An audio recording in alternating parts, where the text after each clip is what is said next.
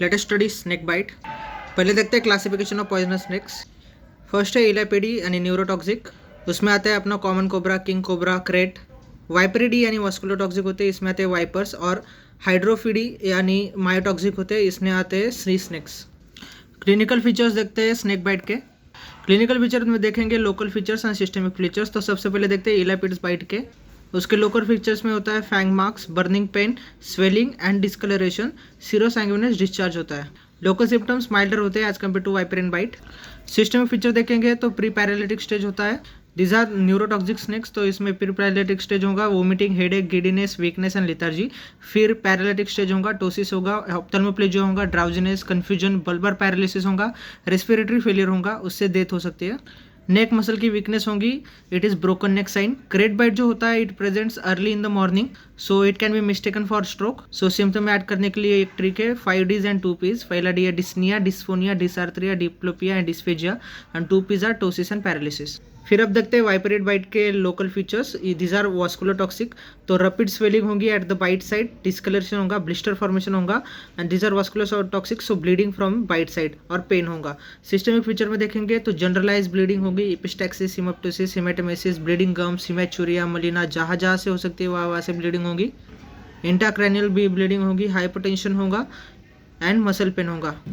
Also there will be idiopathic systemic capillary leak syndrome, renal failure होगा and long term complication में hypopituitarism and cardiotoxicity. हाइड्रोफिड bite यानी स्नी snacks के देखेंगे तो local swelling and pen होंगे और सिस्टमिक फीचर में स्टिफनेस, मायोग्लोबिनुरिया, रीनल फेलियर होगा। तो ये स्नेक बाइट है, इसका लैबोरेटरी डायग्नोसिस कैसे करेंगे? तो सबसे इंपॉर्टेंट होता है bed side 20 minute whole blood clotting test. इसमें 2 ml का फ्रेशली सैंपल विनस ब्लड लेंगे, ग्लास टेस्ट ट्यूब में रखेंगे और अनडिस्टर्ब छोड़ेंगे 20 मिनट के लिए। फिर बाद में जेंटली टिल्ट कर देंगे तो इफ पेशेंट तो blood will be still liquid, तो इसका मतलब पेशेंट को हाइपोफाइब्रिनोजेनिमिया है as a result of venom induce consumption कोएगुलोपैथी।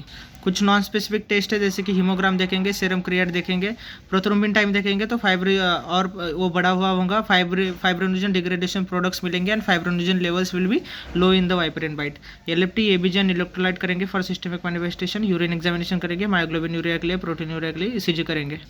तो अब देखते हैं treatment management of the snake bite. तो फर्स्ट एड में ट्रिक है डू इट राइट। आर यानी रीअश्योरेंस देंगे पेशेंट को, क्योंकि 70% of snake bite are from non venomous, और जो 50% स्नेक बाइट होती है उसमें जो वेनमस में होती है that are only actually envenomated. I is immobilise करेंगे in the same way as a fractured limb. GH यानी get to the hospital immediately, and T यानी tell to the physician about the systemic symptoms. तो ये था general management, ये तो first add. तो अब देखते हैं स्पेसिफिक ट्रीटमेंट, उसमें आता है anti snake venom ASV।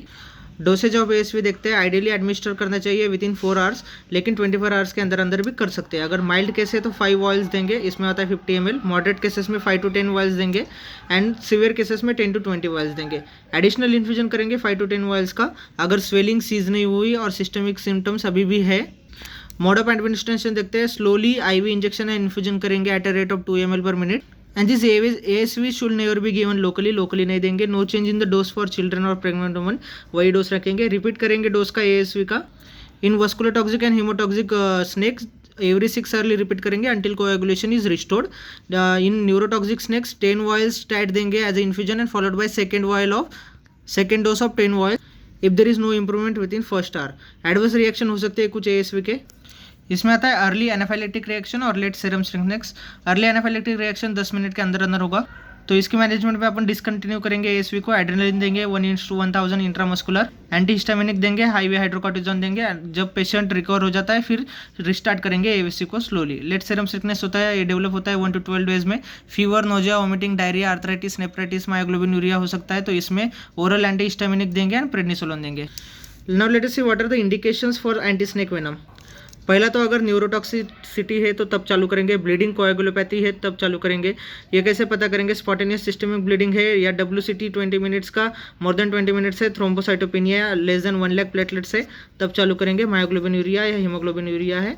Cardiac toxicity, local swelling जो इन्वॉल्व कर रही है more than half of the bitten limb, rapid extension of the swelling है, development of an enlarge tender lymph node draining the bitten limb and acute renal failure है। अब देखते हैं कुछ सपोर्टिव ट्रीटमेंट फॉर कोएगुलोपैथी जो रिवर्स नहीं हो रही है ASV थेरेपी पे, तो उसमें फ्रेश फ्रोजन प्लाज्मा देंगे, क्रायोप्रेसिपिटेट देंगे। प्लेटलेट कॉन्सेंट्रेट देंगे।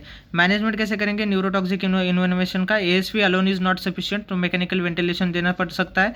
एट्रोपिन नियोस्टिगमिन देंगे, एट्रोपिन फॉलोड बाय नियोस्टिगमिन, और रिपीट करेंगे डोज को एवरी 30 मिनट्स फॉर 5 डोसेस।